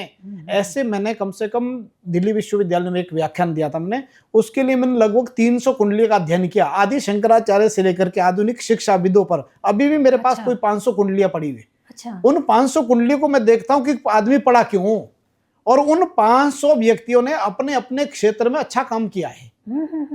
तो क्योंकि गुरु का संबंध बन रहा था पंचमे से, तो क्यों नहीं हो सकती शिक्षा के क्षेत्र में। और अच्छी एजुकेशन कब लेगा व्यक्ति, उसकी कुंडली का उदाहरण बनता है। गुरुजी, हम देखते हैं कि कई लोगों को प्रेम में धोखा मिलता है, या कई लोग धोखे से धन संपत्ति जो है उनकी चली जाती है, तो क्या उसका भी उल्लेख कहीं ना कहीं कुंडली में मिलता है? देखिए, अगर प्रेम की बात करें, विवाह की बात करें, और बहुत लंबा विषय है, मैं सच बताऊं इस पर काफी अध्ययन किया है मैंने भी। ये सारा शुक्र और मंगल से संबंध है सारा विवाह का। अच्छा। क्योंकि शुक्र इमोशन है, जैसे मैंने कहा था जल तत्व ग्रह शुक्र है, मंगल रुधिर है, रक्त है, तो रक्त और इमोशन का दोनों का समावेश है विवाह। तो शुक्र अगर कुंडली में अच्छा नहीं है तो खुश रहने का कारण वही बनता है, उसमें धोखा बोलो आप चाहे कुछ। शुक्र अच्छा कैसे नहीं होता, कुंडली के 12 घरों में 3 घर बहुत ज्यादा खराब है, वो है 6, 8, 12, और तीसरा और 11वां घर भी और उसके साथ खराब है। तो कुल मिलाकर के 5 घर तो बहुत ही खराब स्थिति में है, द्वितीय स्थान थोड़ा हल्का सा खराब है। तो त्रिषणाय और त्रिक स्थान, इन त्रिषणाय और त्रिक स्थान में 6 कॉमन आता है, छठा घर। तो शुक्र 6, 8, 12 में या 3, 6, 11 में बैठ जाए तो कितना अच्छा सुख साधन की सारी वस्तु उस महिला के सामने रख दो, वो खुश नहीं रहेगी। अच्छा। कि अगर शुक्र कुंडली में खराब है, क्योंकि शुक्र पति है पत्नी है, एक दूसरे के हॉरोस्कोप में वीनस ये काम करता है। तो जितना हम मांगलिक, आपने सुना होगा मांगलिक का बड़ा मिलान में हम देखते हैं, मंगल का क्लेश से संबंध है, रक्त से संबंध है, गुस्से से संबंध है, लेकिन शुक्र का इमोशन से संबंध है। जब तक शुक्र अच्छा नहीं होगा कुंडली में, गृहस्थ अच्छा नहीं जाएगा, प्रेम में धोखा मिलेगा। और प्रेम में धोखा होता नहीं है, वो अपनी कुंडली का ग्रह होता है, उस कारण से उसको परेशानी होती है, क्योंकि उसके शुक्र की कहीं ना कहीं स्थिति खराब हुआ करती है। शुक्र पाप पीड़ित हो जाए, शुक्र त्रिषणाय में चला जाए, शुक्र 6, 8, 12 में चला जाए, त्रिक स्थान में चला जाए, पाप ग्रह से देखा जाता हो, तो सारी संपत्ति होते हुए भी व्यक्ति खुश नहीं रहता, उसका गृहस्थ अच्छा नहीं जाता है। तो ये कारण, धोखा का कारण तो मैं मानता हूं कि ऐसा वीनस नीच का हो जाए, कारको भाव नाशिका सप्तम में भी अगर शुक्र अपने घर का क्यों ना हो जाए तब भी वो वहां डिस्टर्बेंस करता है गृहस्थ में। तो धोखा मिलने का कारण केवल मात्र ये ग्रह की स्थिति हुआ करती है, मिलता है। और कई बार ऐसे में विवाह विच्छेद हो जाता है, उसको धोखा बोलो, विवाह विच्छेद हो गया, 2 विवाह के योग बनते हैं। कुंडली में 2 बहु विवाह का योग है, 2 विवाह का योग है, ये कुंडली के योग शास्त्र बताता है, ये कोई कल्पना नहीं है। ये कुंडलियों में योग होते हैं। कब बनता है दो विवाह का योग? सप्तम में पाप ग्रह बैठ जाए, मंगल 7वें घर में हो जाए, सूर्य 7वें घर में बैठ जाए, शुक्र पीड़ित हो जाए, तो ऐसे समय में दो विवाह के योग बनते हैं ऐसे जातक की कुंडली में। तो धोखे का मतलब है, मैं उसको धोखा तो नहीं कहूंगा, ये कुंडली का पूर्व जन्म का अर्जित कोई कर्म हुआ करता है जिस कारण ऐसा हुआ करता है। क्योंकि ये संबंधों का काम पूर्व जन्म से भी कहीं ना कहीं संबंध हुआ करता है। हमने जन्म जन्मांतरों के पाप पुण्य के कारण हॉरोस्कोप बनता है। आपको एक बता दूं, उसको संचित कर्म कहते हैं। हमने जीवन भर जब तक ये जीवात्मा परमात्मा से बिछड़ी, इसने अनेक जन्म लिए, उस जन्म काल में जहां जहां जन्म लेते रहे उससे पाप और पुण्य संग्रह करते हैं। एक बात और अध्यात्म की दृष्टि से आपको बताऊं, ये आत्मा ना, ये कहीं से निकली हुई है, भगवान से एक बारी बिछड़ी और संसार में अनेक योनियों में भ्रमण करती है। और उस योनि में जो हमने धर्म और पुण्य अर्जित किया, नॉलेज, ज्ञान पुण्य धर्म हमने अर्जित किया, वो सीधा आत्मा में जाता है और बाकी सब नष्ट हो जाता है। दो चीजें लेकर के आत्मा आगे चलती है, धर्म और ज्ञान। जो जीव आत्मा है, दो चीजें वो पीछे से कैरी करती है। आपने जो नॉलेज गेन किया, पुण्यों के द्वारा जो धर्म अर्जित किया, वो सीधा आत्मा में चला जाता है। बाकी इस संसार की भोग वस्तु सब नष्ट हो जाती है शरीर के साथ। तो जीव आत्मा ने ये पुण्य पीछे से अर्जित किया, ये नॉलेज भी गेन की, इस जन्म में अच्छे परिवार में जन्म लिया, वहाँ अच्छे संस्कार मिले, गुरु अच्छा मिल गया, उन्होंने दीक्षा दी, तो जो आत्मा में सोया हुआ ज्ञान था वो प्रज्वलित हो जाता है। जैसे एक अंधेरे कमरे में हमने दीपक जलाया, उसमें दीपक में घी भी डाला हुआ है, कपूर भी लगा रखा है, बत्ती में ऊपर थोड़ा सा दिया सलाई लगाते ही अंधेरा मिट गया कमरे का। ठीक जीव आत्मा में भी वो ज्ञान सोया हुआ है, क्योंकि पूर्व जन्म का अर्जित है। तो वो ज्ञान अंदर सोया हुआ, इस जन्म में गुरुदेव ने जैसे मंत्र दिया, कान के छिद्र से प्रविष्ट होकर के मन के द्वारा, बुद्धि के द्वारा आत्मा में ट्रांसफर, वो मंत्र जैसे ही प्रविष्ट हुआ, आत्मा ज्ञानमयी होगी, क्योंकि नित्य ज्ञानमयी हुआ करती है। तो पिछले जन्मों का संस्कार और जो ज्ञान नॉलेज अर्जित किया हुआ था और पुण्य अर्जित किया गया था, वो इस जन्म में काम आ गया। अच्छे ब्राह्मण परिवार में जन्म ले लिया, उससे शिक्षा ले ली और वो आगे करी फॉरवर्ड होता है। तो इस तरह से कहने का मतलब है कि उस आत्मा में वो ज्ञान और पुण्य निहित हुआ करता है। इसलिए ज्ञान कोई एक जन्म का नहीं हुआ करता है। अनेक जन्म संसिद्धि ततो याति परम गति, अनेक जन्मों की सिद्धि के बाद ही परम गति को प्राप्त करता है जीव। तो ये सिद्धियां और ये शिक्षा ये पूर्व जन्म अर्जित होती है। तो हमने शुक्र की बात की थी कि क्या गृहस्थ में प्रेम में धोखा होता है? धोखा भी हमने किसी के साथ किया होगा तो मिलेगा, क्योंकि पूर्व जन्म का हमारे कर्म आ गया है। हमने पुण्य और पाप जो लिए उसके कारण ही कहीं ना कहीं हमारे को ये धोखा मिलेगा। तो मैं इसको धोखा ना समझ करके, और ये धन में धोखा मिलता है, धन हरण कर लेते कई लोग, धन ले करके चले जाते हैं। तो हो सकता है पूर्व जन्म का हमारे ऊपर कर्ज था, इस जन्म में उतार दिया हमने। तत्काल तो ऐसा लगता है कि मुझे धोखा मिला है, लेकिन हुआ करता या तो उसने उधार लेकर के अपने को कर्ज लिया, अगले जन्म में चुकाना पड़ेगा उसको, या हमारा कर्ज पिछले जन्म में हमने कर्ज लिया था उसका उधार हमने दे दिया। ठीक प्रेम में भी ऐसे, अगर हमने पूर्व जन्म में किसी से धोखा किया है तो हमें धोखा मिलेगा। एक मैं संदर्भ से थोड़ा बाहर जाकर के, मेरे पास एक भृगु संहिता, रावण संहिता का एक फलादेश आया। किसी व्यक्ति के बारे में लिखा था उसमें कि आपने, उस व्यक्ति का विवाह नहीं हो रहा था, 37 वर्ष में उसका विवाह हुआ और 36वें वर्ष मेरे पास वो संस्कृत में फलादेश आया।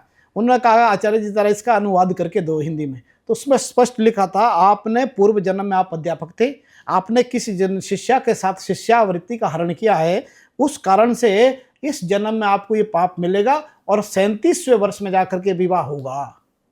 अच्छा, हुआ ऐसा ही। तो ये कहने का मतलब है कि अर्थात ये हमारा इसी जन्म का प्रयास नहीं, इसके साथ कुछ और भी जुड़े, प्रारब्ध भी जुड़ा हुआ करता है। जिस प्रारब्ध को हम दशा के माध्यम से देखते हैं, वो प्रारब्ध का भी खेल हुआ करता है। तो प्रारब्ध भी हमारा एस्ट्रोलॉजी जो है कुंडली के थ्रू हम फाइंड आउट कर सकते हैं। मैंने कहा कि जो जन्मांग चार्ट बोलते हैं, जिसको हम लगन कुंडली कहते हैं, वो अनेक अनेक जन्मों के पाप और पुण्य का फल हुआ करता है। अच्छे और बुरे ग्रह उस जन्म के अनुसार उच्च कुल और निम्न कुल में जन्म होता है, उस संचित कर्मों के अनेक जन्मों के। और जो दशा होती है, जिस कुंडली में हम कहते हैं कि आज राहु की दशा चल रही है, आज शनि की चल रही है, वो इमीडिएटली पूर्व जन्म से होती है, वो उसी को प्रारब्ध कहते हैं।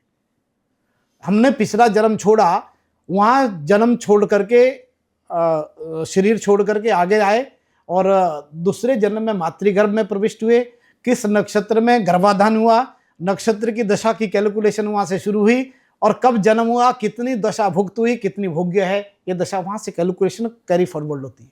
तो पिछले जन्म में हम जहाँ जीवन समाप्त हुआ वहां से मातृगर्भ तक आने में और माँ के गर्भ में जब गर्भाधान हुआ, गर्भ प्रविष्ट हुआ, तो उस समय से लेकर के नक्षत्र का कैलकुलेशन पूरा साइंस है। देखो डॉक्टर आप में डेट देते हैं, आपके बच्चे हुए होंगे, देखे कि कैलकुलेशन करते हैं, तो आपको पूछते हैं जी हाँ जी कब लास्ट ये पीरियड डेट था, वहां से हाँ। कैलकुलेशन किया, हाँ। सर्कल घुमाया, 10 सर्कल पूरे घुमाते हैं 27 दिन के, वो नक्षत्र 27 दिन में पूरा चक्कर लगाता है ज्योतिष का। अच्छा। 27 दिन में पूरा राउंड करता राशियों का। तो 10 राउंड पूरे होने पर कितने 270 दिन हुए।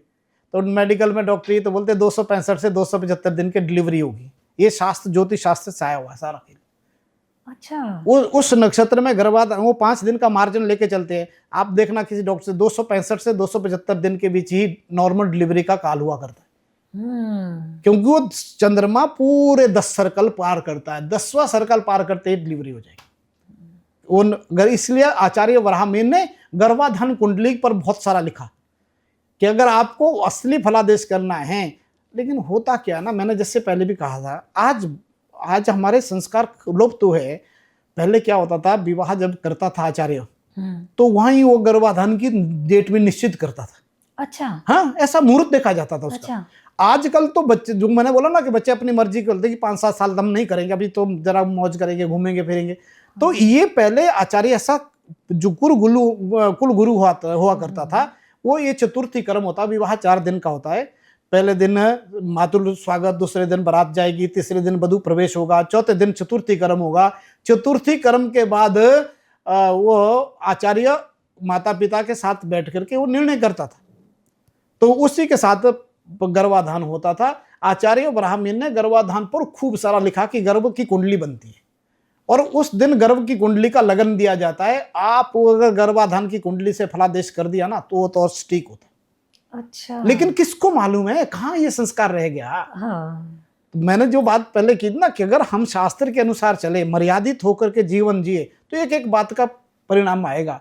अच्छा देश चलेगा, सनातन अच्छा होगा। ये ऐसा स्थिति हुआ। गुरुजी, आज आपने ऐसी बात बताई है, मुझे लगता है ये बातें कहीं हमें दूर दूर तक ये बातों का कोई कनेक्शन पता नहीं था।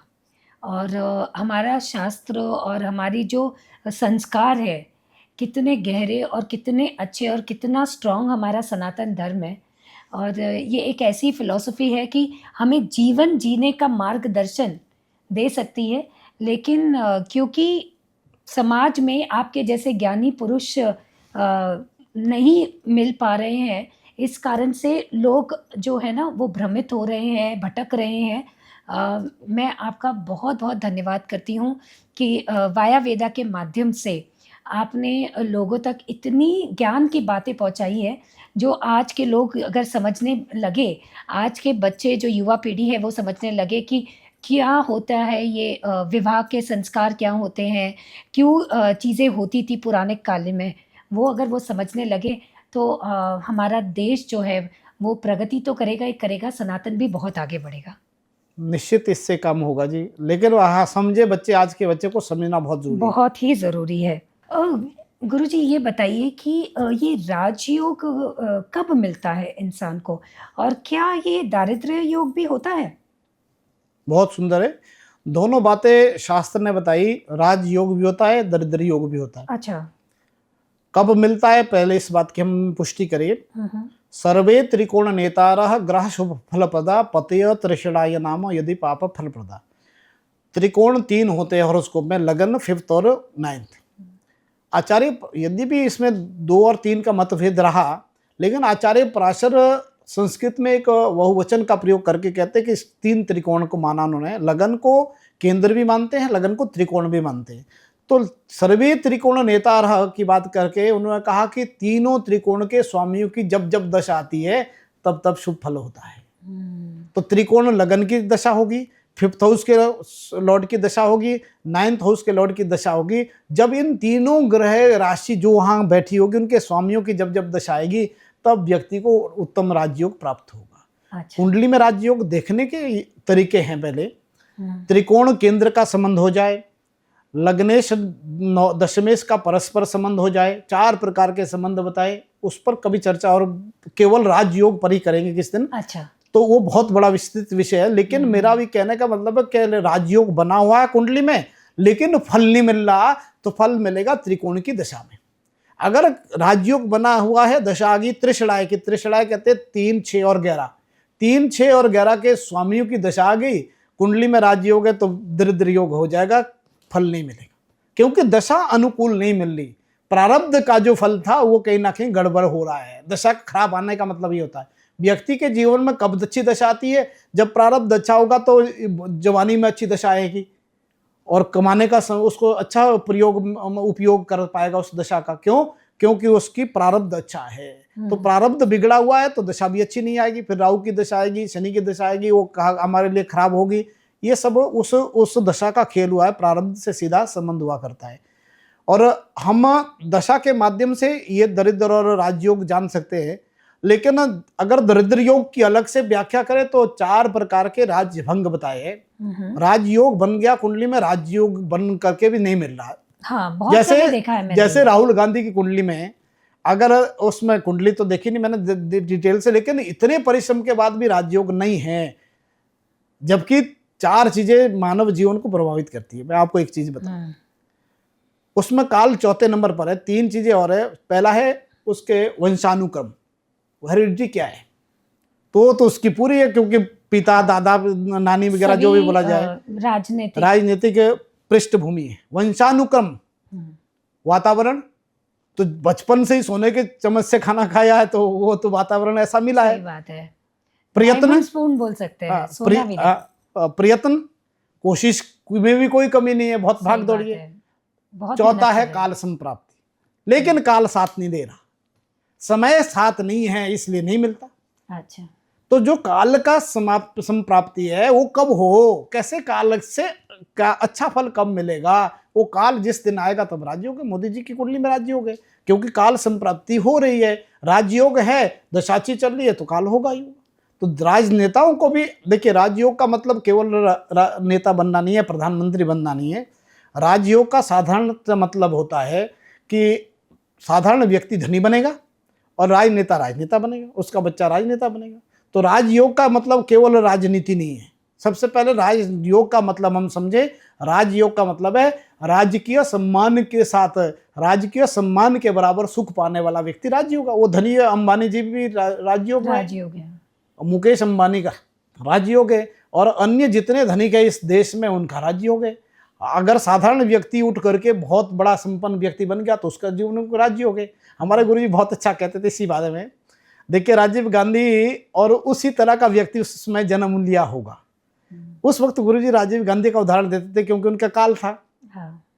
तो गुरुजी ने कहा कि जो साधारण व्यक्ति वो पायलट अच्छा बना होगा। राजीव गांधी प्रधानमंत्री इसलिए बना क्योंकि इंदिरा गांधी का पुत्र और पंडित नेहरू जी के दोहित्र थे। तो इसलिए उनको राजयोग का, प्रधानमंत्री का सुअवसर मिला। लेकिन राजीव गांधी के तुल्य व्यक्ति पायलट, अच्छे पायलट होंगे, अच्छे धनी व्यक्ति जरूर बने होंगे। तो ये राजयोग का मतलब पहले समझे कि राजयोग होता क्या है। ये धन, सुख, ऐश्वर्य प्रदान करने वाला योग को राजयोग कहते हैं। शनि की 7.5 का दुष्प्रभाव क्या होता है? बहुत अच्छा प्रश्न है। पहले तो हम 7.5 समझे होती क्या है, क्योंकि समाज में अब बोल देते 7.5 चल रही है समाज, फिर आदमी डरता बहुत है। अब 7.5 आ गई, अब तो पता नहीं क्या होगा। होती क्या है पहले हम इसको समझे। असली में शनि का 2.5 वर्ष का एक राशि में परिभ्रमण होता है। तो 3 राशि में जहां हमारा जन्मकालीन चंद्रमा है, उससे एक घर पीछे, एक घर आगे और एक घर वो जहां चंद्रमा बैठा है। तो इन 3 घरों में जब गोचर का शनि आता है तो 7.5 होती है। क्योंकि चंद्रमा अगर बैठा हुआ है हमारा, मान लीजिए इस वक्त कुंभ राशि में शनि चल रहा है, तो जो कुंभ राशि वाला व्यक्ति जिसका चंद्रमा कुंभ में है, उसको 7.5 का इस वक्त मिडिल फेज चल रहा है। क्यों? क्योंकि उसका मूल भी वहीं है जहां शनि गोचर में चल रहा है। तो मकर वाले के लिए लास्ट चल रहा है, क्योंकि मकर से वो अगली राशि है। तो कैप्रिकॉर्न के लिए लास्ट 7.5 है। एक्वेरियस कुंभ राशि वालों के लिए मिडिल 7.5 है, और मीन राशि वालों के लिए पहली साढ़े सती का पहला फेस है। फेज है, तो ओके। 3 फेस 2.5 साल के होते हैं। हम्म। जब ये शनि मून के नजदीक आता है तब साढ़े सती होती है। और वैसे तो इसको और विस्तार से देखें तो अष्टक वर्ग में हम इसको देखते हैं, तो हमने तो अभी चंद्रमा से केवल साढ़े सती देखी, सूर्य आदि 6 ग्रह अन्य भी है और लगन भी है, 7 और भी है, उससे भी साढ़े सती का फल को देखा जा सकता है। वो सूक्ष्म कोई देखता नहीं है, उसको अष्टक वर्ग के द्वारा फलादेश कहते हैं। वो बहुत सूक्ष्म है, सटीक है, कभी बैठेंगे तो उसी पर बात कर सकते हैं, अष्टक वर्ग पर। और जो ये छोटे छोटे जो कोर्सेज करते हैं उनको इतना डेप्थ नॉलेज नहीं तो हो होगा ही सकता, नहीं। हो ही नहीं सकता, साल 6 महीने में कहाँ से होगा। ये तो मैं कहता हूँ कि हमारे यहाँ 3 वर्ष की शास्त्री, 2 वर्ष की आचार्य और 3 साल 4 साल PhD में लगते हैं। 10 साल के कोर्स करने के बाद भी बच्चा अधूरा होता, तब भी उसको फिर जब वो स्वाध्याय करता तब ये निकलते हैं। सही मैं बात है, खुद इतनी इसे सूक्ष्म सूक्ष्म चीजों पे ध्यान देना पड़ता है, इतनी डिटेलिंग है इसके अंदर कि निश्चित है, पॉसिबल ही नहीं है। निश्चित है जी। जब ये साढ़े सती का, अब बोला कि इसका प्रभाव क्यों खराब होगा। अब जब चंद्र साढ़े सती डिसाइड होगी कि अभी मकर, कुंभ और मीन राशि को चल रही है, तो साढ़े सती में क्यों प्रभाव होता, क्योंकि चंद्रमा के ऊपर से शनि का ट्रांजिट है। ठीक ऐसे घेरे बने हुए आकाश में, जैसा घड़ी का वृत्त है, ऐसे ही वृत्त आकाश में बने हुए 12-12 की घड़ी पर, घड़ी के डायल को हम 12 अंकों में बांटा हुआ है। आकाश में भी घड़ी की डायल की तरह 12 राशियां हैं। अच्छा। और ठीक 12 राशियों पर यहाँ 3 सुइयां घूमती है, वहां 12 सुइयां, 9 सुइयां घूमती है।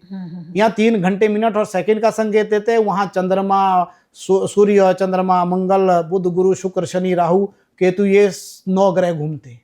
उसमें चंद्रमा सेकंड की तरह घूमता है, जल्दी, हाँ, जल्दी फास्ट मूविंग ग्रह Fast वहां moving ग्रह, चंद्रमा है, और चंद्रमा। अर्थ से, पृथ्वी से बिल्कुल नजदीक है।